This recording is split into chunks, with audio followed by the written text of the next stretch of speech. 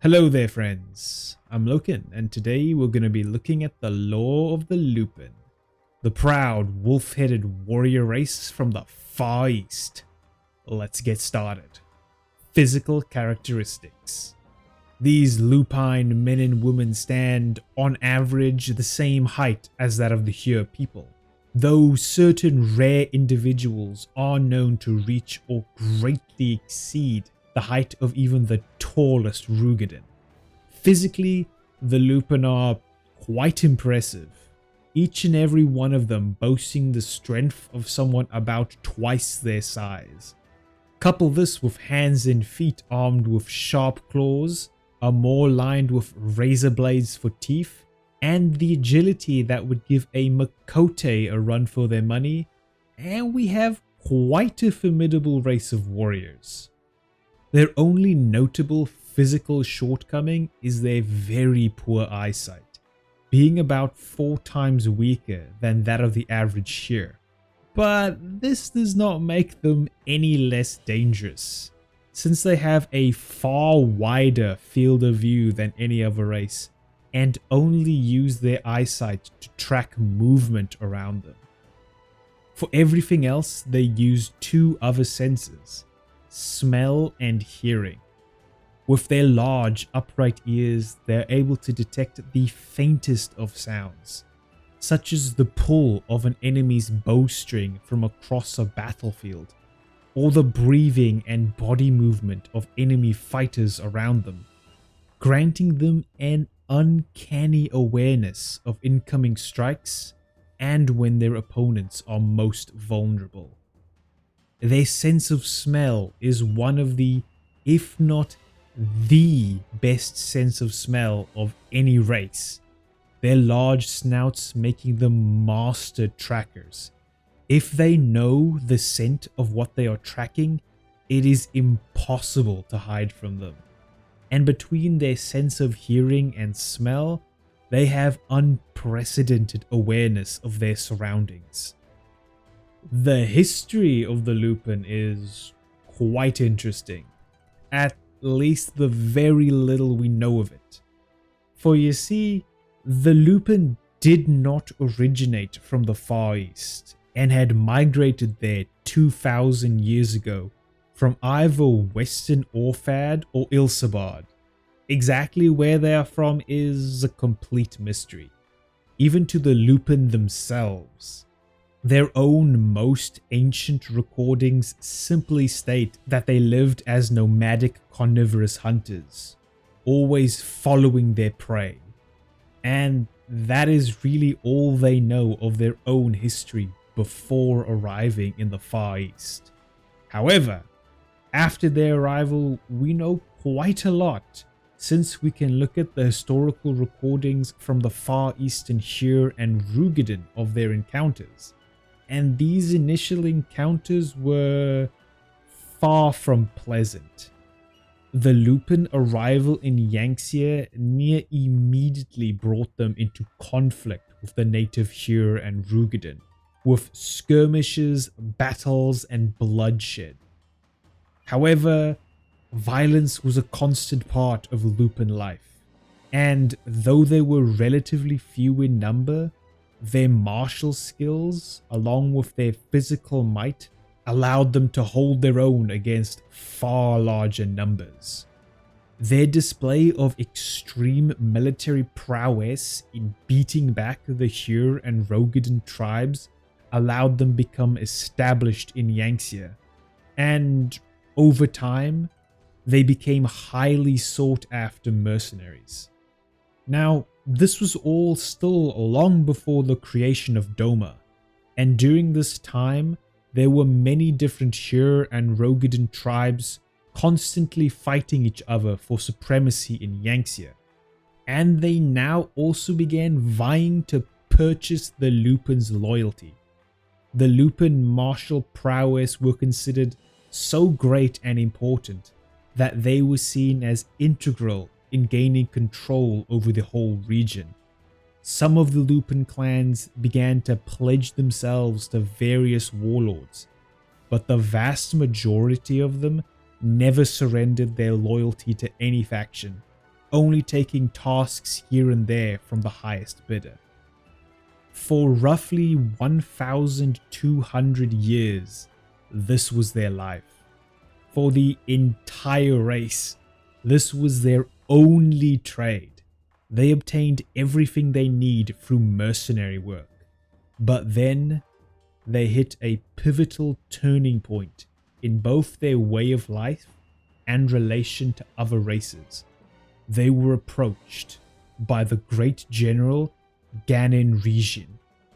For those who don't know, let me give you a very quick overview of who this guy is and why he is the most important person who has ever lived in the Far East's history. He took his tribe, one of the weakest tribes in Yangtze, and forged it into the strongest tribe. He fought and won against far larger and what was perceived as far stronger tribes. And through his charisma, wisdom, and mercy, he would actually convert enemies to fight for him instead. He destroyed and dismantled the belief that beastmen were lesser races, and welcomed and incorporated them into his service as equals. He was also the founder of the nation of Doma. There's more to this guy, but this is all we need to know about him to understand his part in the Lupin's history. General Ganon Region approached the Lupin and asked for their service as equal members in Doma. And here's where some fun speculation comes in, because we don't know how this encounter played out. But we can make a guess after we look at their culture and society.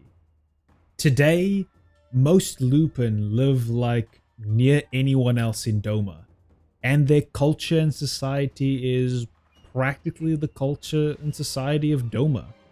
They eat the same food. Lupin previously were fully carnivorous, but due to their exposure to Domans, they began eating vegetables and grains, and over time adapted to a more omnivorous diet. Though, granted, they still highly prefer to eat meat. They also have very large appetites, eating about double the amount of food than that of a hero of the same size. The Lupin worship the same gods. All Lupin either worship one or many of the kami or are agnostic. The Lupin have the same opportunity in life to do whatever they want, though practically all of them still choose to live a life where they are either soldiers, guards, or keepers of the law. Combat still being considered by most Lupin and Domans as an essential part of what makes a Lupin a Lupin. But beyond this, there is only one quirk that significantly differentiates them from any other Doman, and that quirk may have greatly influenced how the Lupin's first meeting with General Ganon Region went. The Lupin are fiercely, incorruptibly loyal to a strong leader. A Lupin measures their pride and worth directly through the strength of their leader. Therefore, the only way to hold a Lupin as a loyal servant is for them to perceive you as strong. Note, this doesn't mean just physical strength, though that is important. It also means your charisma, tactical thinking and prowess, wisdom, serving your people, and being a beacon for them to follow. All of these characteristics General Ganon Region had. Now, normally there are only two ways to become a leader of Lupin. One is to be born into the position, as it is normally a hereditary position. And two is to take it by force, fighting and killing or subduing the current leader. General Ganon Region, however, created a third route. He approached the Lupin and spoke with them as equals. And quite simply became their friend. He destroyed them with kindness and care. He became fast friends with the great wolf Garo Gunji, the leader of what was and still is one of the most powerful and influential Lupin clans. Garo Gunji saw Ganon Rijin as a man worth following, and swore himself and his clan fealty to the Rijin clan. And from that day, for over 800 years, they served only Doma.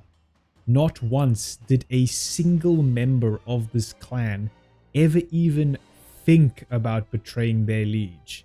It just doesn't register to them as even a possibility. That is, until Doma was conquered by the Garlean Empire. The fall of Doma 25 years ago was one of the darkest days in history for the Lupin, and one of the bloodiest. As I've mentioned and alluded to, the Lupin are all born warriors, almost literally, with every single one of them becoming warriors in some way. And at this point in history, pretty much every single Lupin clan had either sworn fealty to the great Gunji clan, thus indirectly loyal to the Rijin clan and therefore Doma, or one of the many different Doman royal families. So the vast majority of the entire Lupin race fought against the Garleans during the invasion, and boy did the Lupin fight, their blades and spears singing on the battlefields, drenched in Garlean blood. But even they didn't stand a chance when the Garleans brought down the full might of their airship artillery and heavy armored mechs on the Lupin's heads. Eventually, Doma surrendered, a devastating blow to the Lupin's pride. You see, after the Garlean invasion, many of the royal families of Doma and even more Lupin clans were completely wiped out. Every member dead. Men, women, and children. The devastating defeat and surrender of Doma had many Lupin begin to question their loyalty to Doma. Many were dissatisfied with Doman leadership. Thus, they renounced their loyalty and became the bandits we see roaming the roads of Yangtze today, pillaging and looting what they can. But what of the Gunji Lupin clan, the strongest and greatest of the Lupin clans? The wolf father and wolf mother of this clan was slain by the Garleans during the invasion, leaving only an 8-year-old pup in charge. But the Garleans, after witnessing how impressive the Lupins were on the battlefield, took full notice of them. Yes, the Garleans, the people who see beast tribes as little more than animals, so far beneath them they're hardly worth acknowledging, took notice of the Lupin due to how much of a threat they posed during the invasion of Doma. The Garleans saw them as a potential tool and wanted to control them, and therefore forced many of the Lupin to conscript in their army, under the threat that their family and clan would be killed if they did not. And to control this greatest clan, the Gunji clan, they took its heir, this 8-year-old pup, and made him a ward of the empire. They gave him a full imperial education in an attempt to control him through brainwashing, and conscripted him into their army. They even gave him his own special unit comprised of only Lupin warriors, the Ferre Domite. This pup is Hakuro Gunji, the largest Lupin alive today, and today a fierce bodyguard of Hien and defender of Doma.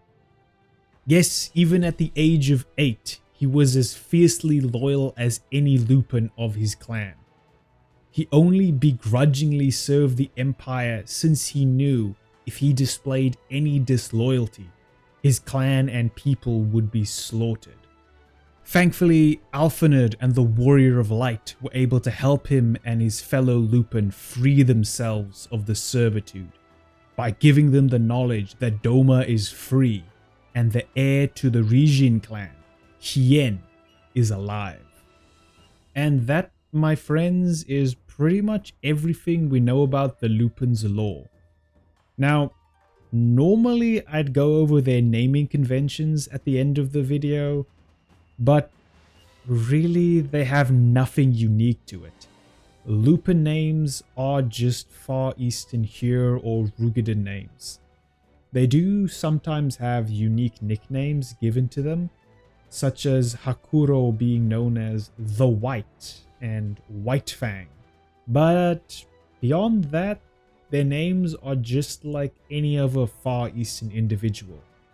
If you want to create a Lupin name, Far Eastern names are all inspired by Japanese names. But with that said, we conclude our look at the Lupin, and thus over all the beast tribes I really wanted to go over. I hope you enjoyed this little series. But for now, goodbye my friends, and have a great day.